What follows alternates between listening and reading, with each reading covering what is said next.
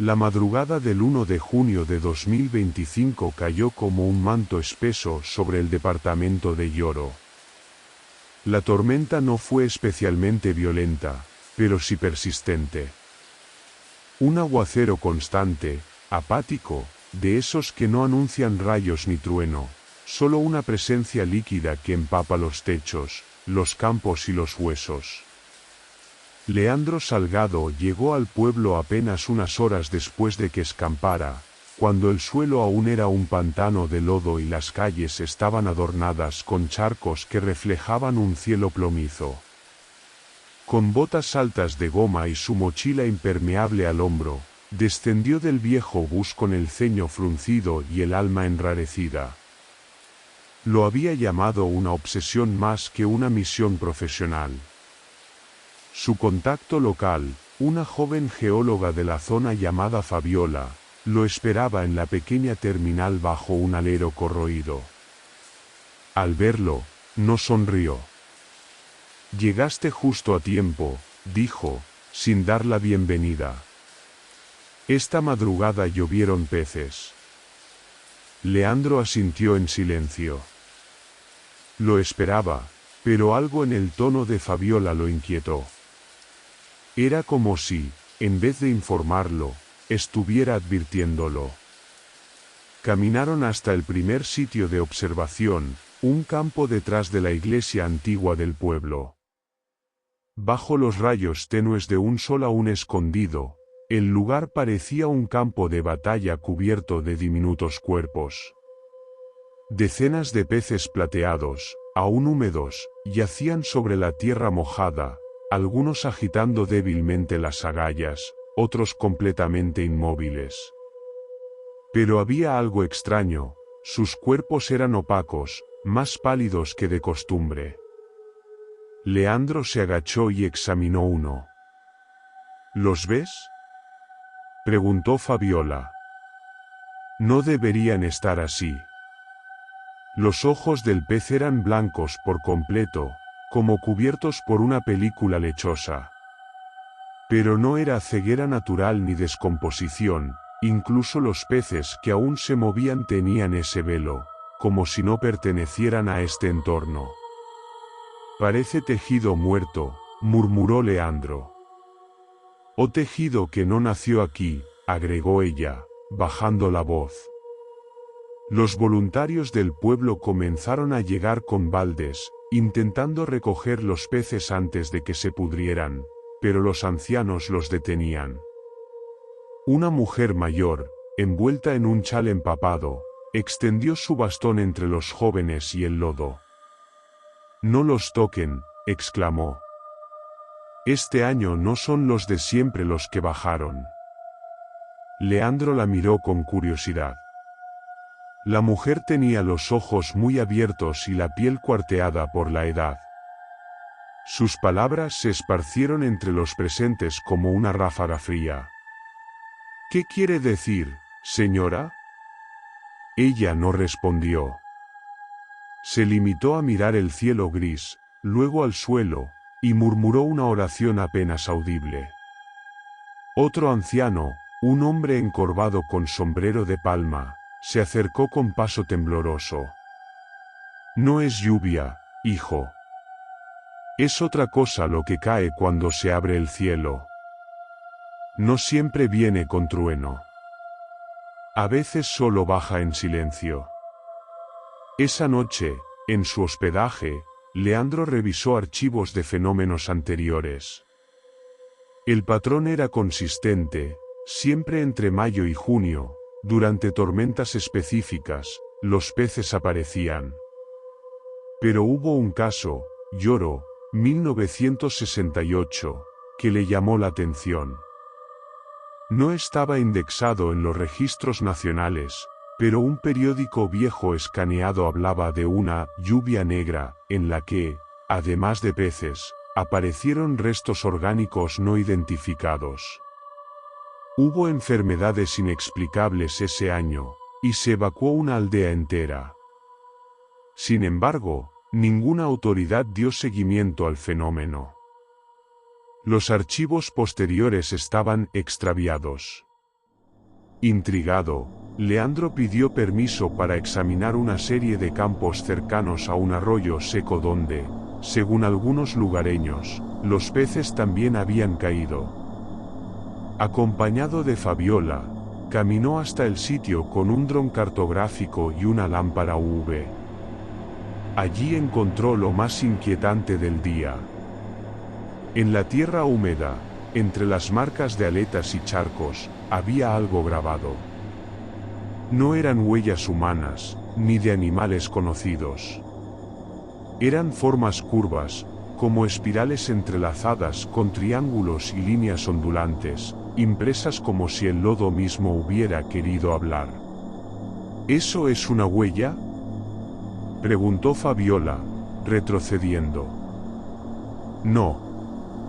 Es un símbolo, respondió Leandro, sintiendo un escalofrío. Pero no sé de qué. Tomó fotografías. Al intentar enviar una por correo a su laboratorio en Tegucigalpa, su teléfono se congeló. La pantalla parpadeó y luego, como si algo invisible lo interfiriera, una frase apareció en el correo borrador, escrita sola: escuchan desde abajo. El teléfono se apagó. El cielo, sin aviso, comenzó a tronar suavemente. Y en el borde del campo, bajo la rama de un árbol torcido, un pez se arrastraba por el lodo como si supiera hacia dónde ir. Las lluvias continuaron durante los días siguientes, pero ya no traían peces. Traían ecos. Leandro despertó 2 noches seguidas con el sonido de chapoteos fuera de su ventana. No era lluvia. Era algo arrastrándose por el lodo, moviéndose con dirección, con propósito. Cada vez que encendía la linterna y corría hacia la ventana, no había nada. Solo marcas en el barro. Y escamas. Fabiola, más callada desde la visita al campo con símbolos, intentaba mantener una actitud escéptica. Pero algo en sus ojos había cambiado. En uno de los trayectos hacia los cafetales más altos, rompió el silencio. ¿Conoces la historia del padre Subirana? ¿El misionero español? Sí. Llegó aquí en el siglo XIX. Según los libros de la Iglesia, fue quien oró por la primera lluvia de peces. Supuestamente, el pueblo estaba muriendo de hambre, y él pidió a Dios un milagro. A la noche siguiente, llovieron peces. Leandro asentía mientras ella hablaba, pero algo en la historia no encajaba. Eso dicen, agregó ella. Pero lo que no cuentan es que después del milagro, varios niños desaparecieron. Y algunos de los peces tenían dientes humanos. El comentario quedó suspendido en el aire como una amenaza invisible. Ese día visitaron una comunidad más apartada, la Quebrada Vieja, donde aún quedaban ancianos que decían haber vivido las lluvias malditas. Uno de ellos, don Nazario, los recibió en una casa de tablas podridas, llena de santos torcidos y ramas de albahaca colgadas en las esquinas. Ellos no vienen del cielo, dijo sin que se lo preguntaran. Salen del suelo. Pero cuando el cielo llora, se abre una puerta, y entonces suben, y se confunden. ¿Quiénes?, preguntó Leandro, grabando en su libreta. Los que vivieron aquí antes del agua. Antes de nosotros. Ellos recuerdan todo lo que estuvo sumergido, aunque ya no exista. Nos llueven los errores. Los del padre Subirana. Los de los antiguos. Los nuestros. Fabiola le mostró la foto del símbolo en el lodo. ¿Ha visto esto antes? Don Nazario palideció. Se persignó 2 veces y escupió al suelo.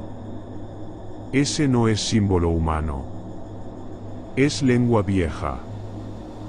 De los que dormían cuando la tierra era toda barro. Es un llamado, joven. Y si ya lo han respondido, estamos tarde. De regreso al hospedaje, el teléfono de Leandro volvió a encenderse solo. Tenía varios mensajes nuevos, todos con el remitente vacío.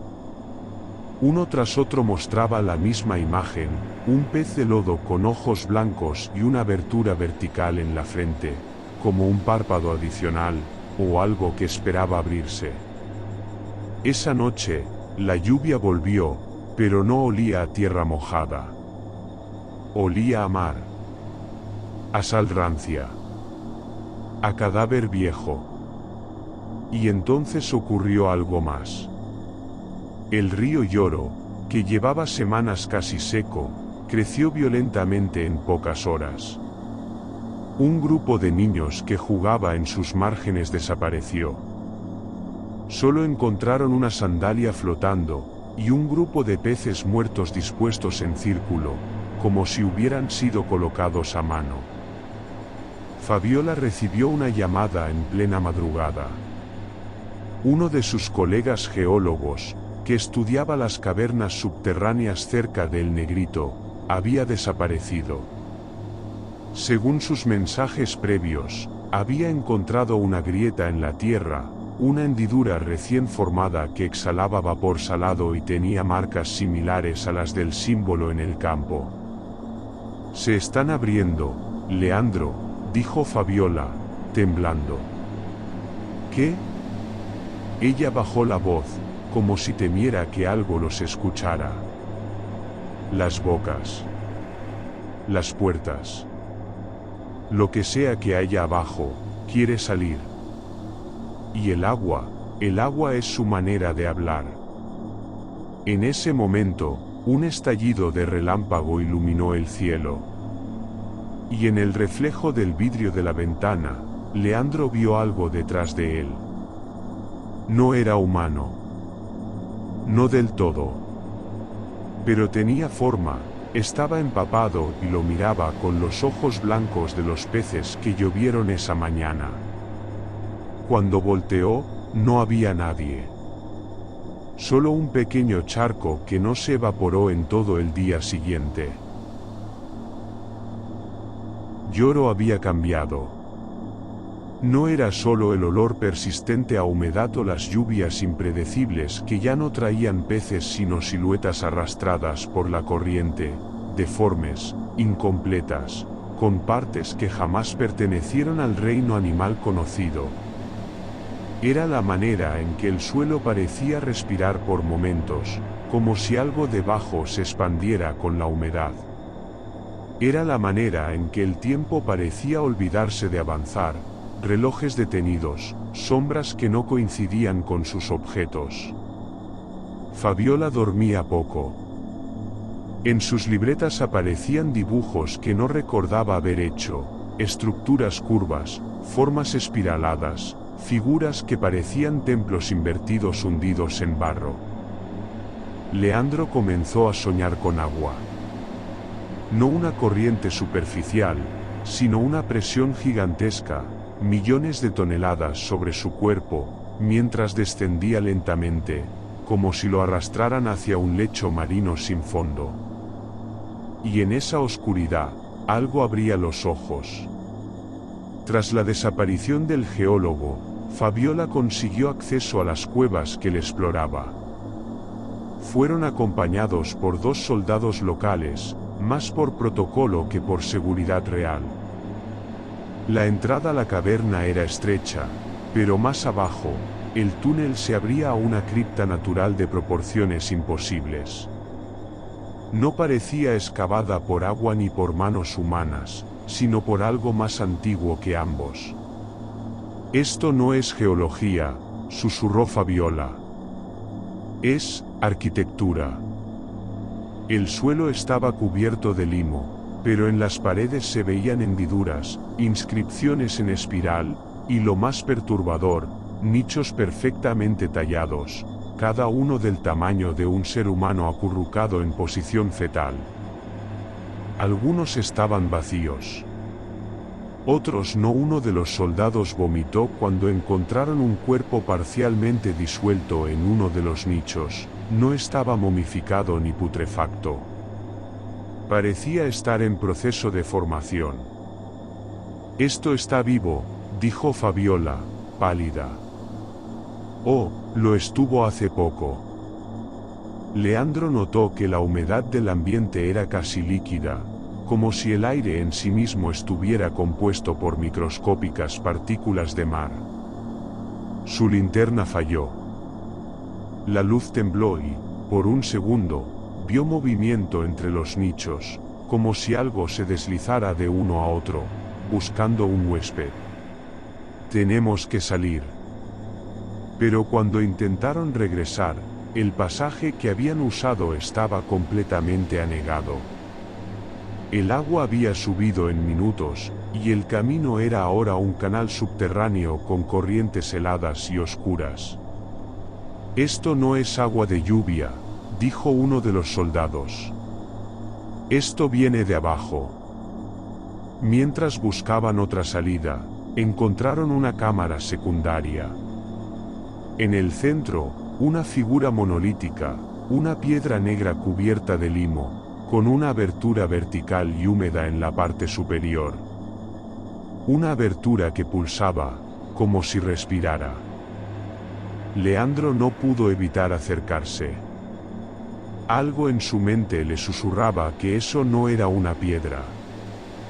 Que ese era el ojo de algo dormido. Que los peces eran sus palabras. Que cada uno traía un fragmento de conciencia, como mensajes cifrados que la tierra no podía retener por más tiempo. Fabiola se desmayó. Cuando la alzaron, murmuraba en un idioma desconocido, gutural, húmedo. Y entre palabras sueltas, una frase se repetía con una cadencia que helaba la sangre: «No todo lo muerto se seca, no todo lo muerto se seca». Salieron finalmente por una abertura colapsada en la ladera este. Ya era de noche. La luna parecía lejana, como si flotara en otro plano. La radio local informaba que otra comunidad, Tepusteca, había sido evacuada tras encontrar una laguna donde antes había un campo seco. La laguna tenía peces y cuerpos con ojos blancos que no eran reconocibles como humanos.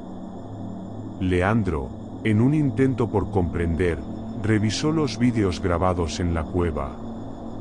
Pero en todos, cuando apuntaba hacia el monolito, la imagen se distorsionaba. Y en el audio, entre los zumbidos y la interferencia, una voz parecía repetirse, apenas audible: «Ya no recuerdan ser agua». Yoro no estaba poseído por un fenómeno. Era el fenómeno. Una herida en el tejido de la tierra que supuraba agua y memoria. Y algo debajo, algo que no entiende la diferencia entre la carne y el barro, estaba intentando volver a nacer. La madrugada del 6 de junio trajo consigo algo distinto. No llovía, pero el suelo estaba saturado. Las grietas de las casas filtraban humedad como si estuvieran inmersas bajo el agua sin saberlo. La electricidad fallaba por sectores enteros. El cielo no era del color esperado, un gris aceitoso, pesado, que parecía presagiar no tormenta, sino hundimiento. Fabiola despertó de golpe, empapada en sudor, con arcadas de sal. Soñó que estaba bajo un océano negro, caminando entre esqueletos de peces gigantes y estructuras imposibles. En cada sueño, alguien la observaba desde las grietas de las piedras. Leandro había estado investigando antiguos mitos lenca. Encontró un texto del siglo XVII traducido por frailes españoles, donde se hablaba de un agua que trae carne, pero no vida, un castigo para los pueblos que olvidaban que la tierra no era suya, sino prestada por los dioses antiguos, los que bajaron con las lluvias invertidas. En Yoro, la gente dejaba de hablar del fenómeno con asombro. Ahora reinaba el temor. Los peces seguían cayendo, pero venían vivos. No solo eso. Venían con dientes humanos, con ojos que seguían el movimiento, con cuerpos que mutaban horas después de caer. Los animales los evitaban. Los niños los tocaban y comenzaban a hablar en lenguas extrañas, hasta desmayarse con espuma en los labios. Un campesino fue hallado con el cuerpo cubierto de líquenes y escamas. Su piel ya no era suya. Su rostro mostraba una sonrisa de placidez como si hubiera regresado a un lugar largamente añorado. «Nos están reclamando», dijo Fabiola, temblando. «No es un evento natural. Es una memoria, una llamada, una migración inversa». ¿Migración?, preguntó Leandro. «Ellos están volviendo a la tierra desde algún sitio. Desde abajo. Desde un océano que no está en la superficie, sino bajo nosotros». Esa misma tarde, un estruendo sacudió el suelo. Un boquete gigantesco se abrió en las afueras de Yoro, revelando un pozo vertical sin fondo visible. Alrededor del agujero, peces se arrastraban hacia adentro, como si obedecieran un instinto. Algunos reptaban con aletas modificadas. Otros flotaban por el aire, impulsados por una fuerza desconocida. Fabiola y Leandro llegaron a tiempo para ver cómo un hombre, totalmente cubierto de algas y barro, se lanzaba voluntariamente al pozo, gritando entre carcajadas: «Estoy recordando, estoy recordando». El aire temblaba. Las ondas de sonido ya no parecían vibraciones del aire, sino del agua que había ocupado su lugar. Entonces la oyeron. No era un ruido. Era una conciencia, una presión dentro del cráneo, una voz sin timbre, sin idioma, pero que todos entendían en lo profundo de la médula. No debieron tapar la grieta. No debieron olvidar que también fueron barro y agua. Ya no serán tierra. La carretera colapsó. Los árboles se doblaron hacia el pozo como si lo adoraran. El cielo comenzó a girar, y por un instante, el horizonte dejó de existir. Fabiola cayó de rodillas. Vio algo. No con los ojos, sino con la memoria de un cuerpo que no era suyo. Un pasado en el que nadaban entre bestias ciegas. Donde no hablaban, sino pulsaban, y donde lo importante no era el nombre, sino la forma del hambre que los movía. Eran parte de eso. Eran parte de ellos. Y ellos habían regresado. Leandro gritaba, aunque ya no se escuchaba su voz. Solo burbujas. Miró al cielo. No había nubes. Solo una superficie líquida que descendía lentamente sobre el mundo. La lluvia había comenzado. Pero no era agua. Eran ellos. Días después, satélites de monitoreo climático reportaron una anomalía sobre el norte de Honduras, una masa de humedad suspendida, estacionaria, como un océano atmosférico que no se movía con el viento. Desde esa región, nubes espiraladas irradiaban hacia otras partes del continente. Luego, el fenómeno se replicó en el sur de México, luego en Nicaragua, luego, el silencio. No hubo transmisiones por días. Las autoridades hablaban de tormentas tropicales. Pero los que habían estado en Yoro, Los pocos que salieron antes de que el acceso fuera imposible, sabían que aquello no era una tormenta. Era una resonancia. En una estación científica abandonada cerca de la frontera con Olancho, una grabación seguía reproduciéndose en bucle.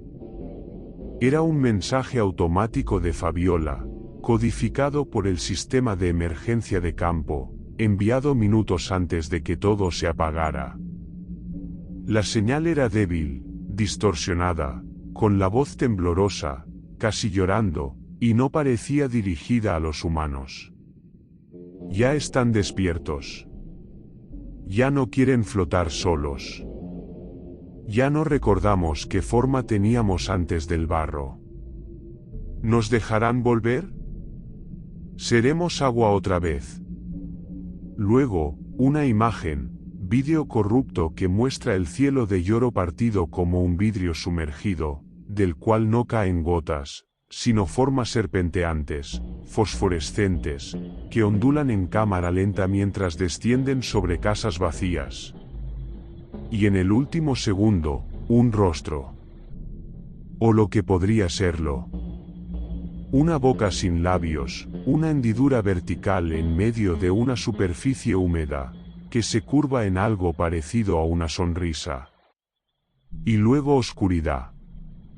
Décadas más tarde, un grupo de exploradores encuentra una bitácora en una cápsula oxidada, flotando en el interior seco de un lago sin nombre. Las páginas están pegadas por la humedad. Solo una frase, escrita a mano con tinta corrida, puede leerse en la contraportada. No fue una lluvia de peces. Fue una llamada. Y la respuesta fue nuestra carne.